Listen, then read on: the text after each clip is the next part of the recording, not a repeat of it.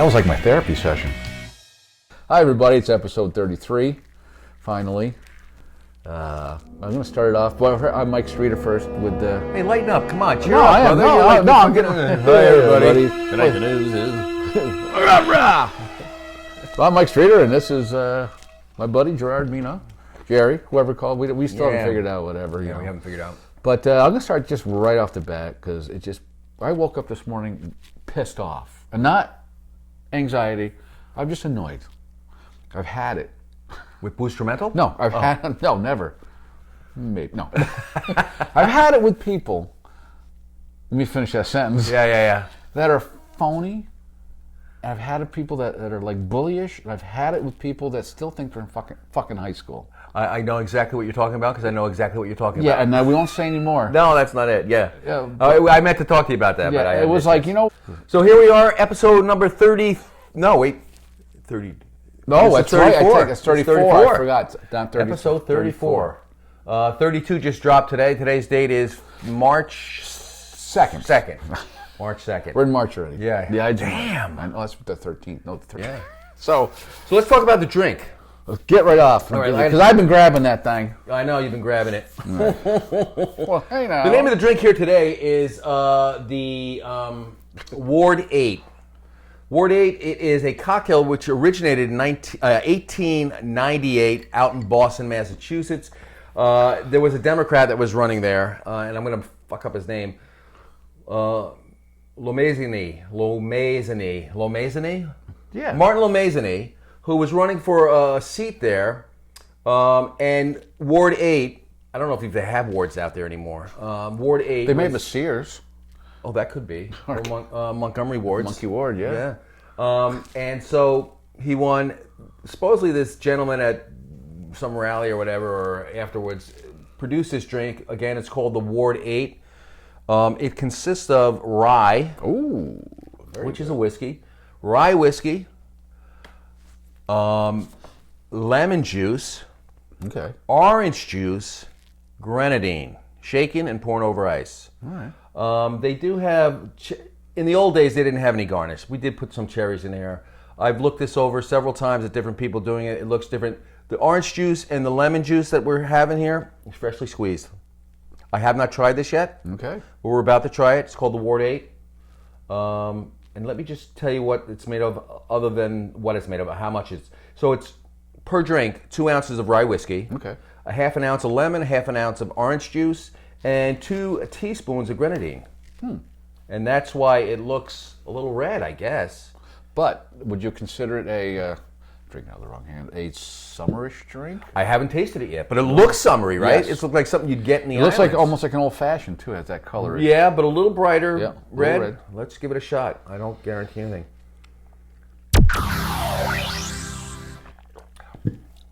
Whew. That's not bad. No. It has a hint of an old fashioned though to me. Actually, I like it because it's not too sweet. You got the orange juice that just kicked you. And the lemon that keeps it a little sour, and I think the grenadine probably gives it a little shot of sweetness. So definitely a summer. That would be a summer drink. Find the new Want one. to explain? Do you want to explain anything about that? Well, yeah, 'cause I think a lot of people think I'm making this up. Yeah, go ahead. Don't go by that. By the way, we haven't filmed in a couple of weeks. Yeah, the last filming. I was sick there back in back. Yeah, it's right around the first of the year, so I couldn't make it, and then you just couldn't make it. I don't think that really interrupted us. Recording, but it did set you back a little bit. Yeah, then we recorded here, and that was the last time 3 weeks ago. Had that happened by then? Yeah, no, that happened Hadn't after. Yeah, go ahead. Tell people just briefly. Well, I had a little incident, and the way my wife Sandy explained it, what she said, this thing is known as a phenomenon. No, did I say it right? Yeah, whatever. Phenomenon. Thank you. And for my name to be in the same sentence as a phenomenon is not right. I'll make it a quick thing. Something happened. It was a day after Valentine's Day. The 15th. Yep. Very good. That's the way I cover my ass. Yeah. No. And it was a Saturday, and we were getting ready to head out to the Hudson Brewery to see a band. And it was like 4:30ish, and I got out of the shower, and the only thing I remember last was putting my pants on. And then waking up out of a fog in the, I call it the recovery room probably, in the hospital, in Fairview, and seeing Sandy, and all I remember was the last put my pants on, and then she said I was walking into each room of the house going, I'm having a brain fart. And I go, what did we do today? Because I don't remember. And then I couldn't remember what we did Saturday. And she goes, that's it. We're going to the hospital. Jesus. I don't remember the ride. Just put it this way. But I was telling her, like, going through Egremont, like, slow down. I was aware. Where you're going to get a ticket. Yeah, I was aware where we were. You don't remember, but you're going to get a ticket. So we get to the hospital. And when I came out of the fog, at that point, it was like 8 o'clock, 8:30ish. At night. At night. And I do not remember blood work and a CAT scan. So you came out of it at 8 o'clock at night in the hospital? In the hospital, in Fairview. And at that point, they sent me back in. They already told me they were shipping you up to Pittsfield to the neurological wing. I know. That is. And I had to go back for another CAT scan at Fairview. And then when I up in Pittsfield, I was going to be doing the MRI because they still, they had Pittsfield wanted more information. That's why I did a second CAT scan.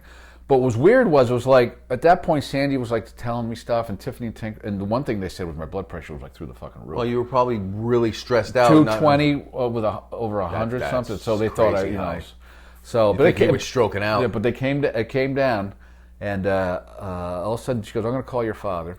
So she's calling Dad, and at that point I knew who they were, but I guess I felt like my eyeballs were like just searching the inside of my head for everything.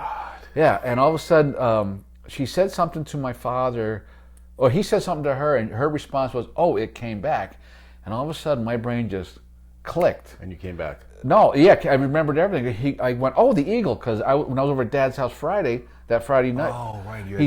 He was over there, and there's a big golden eagle that flies around the lake, and it landed like on the dock next to the house, and that all of a sudden everything was coming back. So basically, I went up to Pittsfield, spent the night. They didn't find anything. I could have told them there was nothing up here anyway. Yeah, really. They found some vascular damage, a couple of veins, but that's due to high blood pressure, cholesterol, which was through the roof, people. So the doctor suggested, and we're not going to go on the kick. I'm just telling you, we're good for a plant-based diet. Really? So I'm saying, all right, maybe this is like one of those wake-up calls. Yeah. So Sandy jumped into it both feet. She knows she's doing all the research, and we've been on it for a week now. I mean, I haven't had meat or anything. No, I've seen the meals you have. They look pretty tasty. Tell you what, there's a lot more preparation, and you think it is cost a little more, but you're buying more bulkish stuff. Where you can make a bunch and have it again. Nice. And so basically, I got all my memory back except for 4 hours. Yes. And you're doing well. And you're healthy. And what was the name of the thing that you had? Oh, I'm sorry. Yeah, name. I had it all here too, and I was like, you got me all excited. It's not that you're not the only person that's happened to it. It has happened to. It's called the Transient Global Amnesia. Never heard of it. I know, and that's neither have I. And I'm a nurse, and I know everything. It's just a sudden temporary episode of memory loss that can't be attributed to a more common neurological condition such as epilepsy or stroke, which they gave me all the stroke tests, this, that. Yep. And they made me, this was great, she gave me 3 words.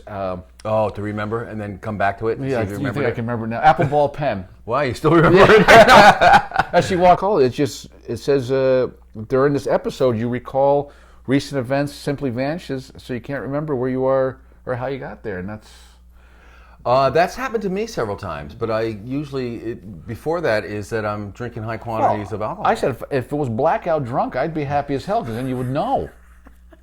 Right? Was I doing shots in the shower? Actually, doctor. But then I, and I am going through the... You go take your shower with a bottle of whiskey and you don't remember. I'm going to alter that thing. But I started thinking about that was a trigger. Well, we're glad that you're doing well. Actually, it's kind of weird because I'm out in Colorado at the time, and my sister gets a hold of me. She doesn't know I'm out in Colorado, and she tells me that the Four Brothers is on fire. And I said, oh man, that's not good. And then my other sister calls me, and I live not far from Four Brothers, and she goes, she says, hey, can you see the fire? And I'm like, no, I'm having a hard time seeing it because I'm in Colorado. So he calls me. So I call Mike. I go, Mike, because you live right up by there. Right across from the trees. Yeah. And then you tell me that. I go, I'm coming from the hospital. What? Basically, long story short, thank God they saved Four Brothers. Oh, God. The fire companies did awesome. They did a great job, and there were a lot of them. And now, because that building is an iconic building. Oh, yeah. I mean, that was what used to be Mirandy's. Yep. Then it was a smokehouse and a slaughterhouse. When was that wing added on? Was that? I only know that wing. I only know the building as it is. Well, now it's majority of it that was not the restaurant. Yeah. Has been burnt down. Remember but they saved the restaurant, which was good. Yeah, because they were serving pizza while the fire was going on. They served all the firemen. Yeah. You know, the Four Brothers is a great family, great company. Remember the old bar, the way they had it set up? I used to bartend there. Oh my God! I used to go. We used to work. I used to call it work, and we'd go to the 7-Eleven shift. We'd go in there, drink till 11. We know we got to work the next day at work. You figure, I mean, you work at the supermarket, get home early enough, you could sober up. And they had, I think it was every night, at least. I know it was Thursday, Friday night. It was happy hour, two for one, from like 4 to 6. That place was always hopping. Oh, I mean, it still does now. Yeah, for food, the bar is not the same as it was. But it's nice back there in the little bar back there. Yeah, it is. We sit back there once in a while. Do you? Yeah, You should give me a call. All right, we haven't done that in a while. Let's do it. I just want to say, what did you think? We had a little get together for Sandra's birthday. I got to tell you what. That was good for me. I enjoyed that. That was awesome. That was a great party. It was a lot of fun, not only because we were there with friends and all, but the activities you had, potato pooping. That's why I said it, because I'm editing this one. We have the video. I want to run for political office at some point, so you can't really put too much. It's not that bad. But it was great time. Potato pooping. The Jenga Jello shot. I mean that Jello shot. That Tank, he's good at that Jenga. He is good at Jenga. Holy crap! Yeah, he was good. And the Jenga one will always be good. Well, once it gets warm out, we're going to be doing some cornholing. Yes. I can't wait to do some cornholing. You don't have to wait till it's warm out, mister.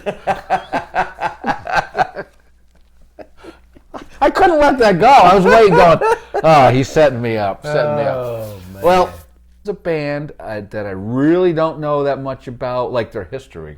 Really? That's unusual, because you pretty much I know, but I know of them, and I know some of their songs. And all of a sudden, I was listening to Liquid Metal on Sirius.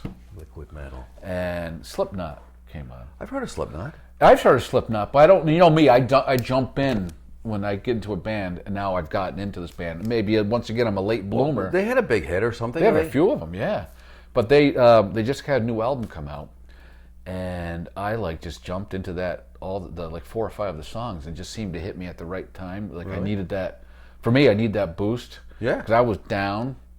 I was, and this brought me up. That sounds really lame. No, that's what happens. And music to me has always been my healer. So, and I just doing.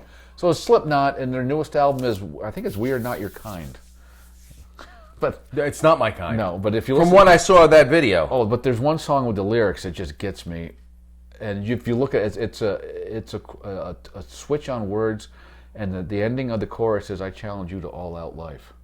Oh, that's good. I like that, but and it's like old is not dead, new is not the best. All that. Right. So it's kind of cool. I got into that, Just over the last couple of weeks. Yeah, I know. I've always heard the song, but I never jumped into.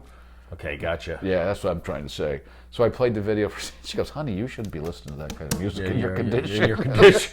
What condition? For the music, This was a low key to. I like it. It was low key. I wasn't sure. I was actually a little antsy about doing it tonight. Why? I don't know. You could have told me last night. We're not ready. No, because I got to do it. Good attitude. Got to do it. Face your fears. Just like when I had the MRI. Never had an MRI before. Horrible. And I told the nurse, the one nurse I had. They put you in head first. Yeah. Head first. And that's an overkill song, sorry. And I said, I might freak out. And she goes, well, maybe we'll give you something. Yeah, give me something. I said, okay. Well, the nurse left, and all of a sudden here comes a wheelchair. Fuck. They took me down. So I'm sitting there. Before the MRI, then they put the curtain up, whatever. Yeah. I'm sitting in the wheelchair. I don't know why I'm going like this, but I'm sitting in a wheelchair. And the nurse is going, and on the other side, I can hear him talking. I hear her go, I want to rock and roll all night. And I go, that's one of my favorite. So I'm going, my memory. I'm going to give her the whole history kiss because I got to remember all this shit. Yeah. And and then I got there, and they said, we're going to put a football helmet on you. I'm like, what? Yeah. And they go, would you like a towel over your eyes? I said, yeah, that'd be cool. Did they give you any kind of sedative? Nope. Like an anti-anxiety? No, they gave me a ball to squeeze. No, I would. No, the ball to squeeze was in case I panicked, so they could pull me out. I would say I need. You don't know, but you don't know meds. It's like I do. I would have said 2 milligram Ativan. I'll totally relax. So it was only 15 minutes. It doesn't matter. No, You're so- in this fucking tunnel. So they put and I saw the way it looked. Yeah. And it was funny. She goes, all right. And I got into the first 30 seconds and I'm going, you know how the breeze, I guess, comes up through there? Yeah. I thought it was my heart jumping up because I felt like this. Maybe it was. So I'm going, and all of a sudden it's like, all right, Michael, you made it through this. This is a minute and a half. The next one is going to be another minute and a half, and it's going to sound like Pac-Man game. And I'll be shit. Wacka, wacka, wacka, wacka, wacka, wacka, wacka. So I'm like, all right, I'm doing the breathing exercises. All of a sudden at that point, also I think with my feet sticking out, you can feel the air. Different temperature. It calms you down. Yeah. But also I got a cramp in my left foot, and I'm going, oh, son of a bitch. If I move... Yeah, you're not supposed to move. I know, and my other thought was, if I don't do this, I'm not getting discharged today. All right. Well, you did it, and you got discharged. Got so out. It's all good. It was all good. So and Sandy goes, you just need to keep talking to people about it because it makes me feel better. Yeah, talking about it makes you feel better. But it also helps if you talk to somebody that's been through a similar situation and understand. Because if you haven't been through it, they won't understand. They're just listening. They're listening because they don't know. And they're confused. Yeah, like, well, yeah. What the fuck's wrong with you? Yeah, really. Is that going to do it? So here's looking up your old address, people. Hope we didn't bore you too much, but I like this episode. Yeah, it helps. I didn't drink all my drink. Drink all my drink? Drank all my drink. Right. Cheers. Sláinte. Love you guys. In action. That was like my therapy session.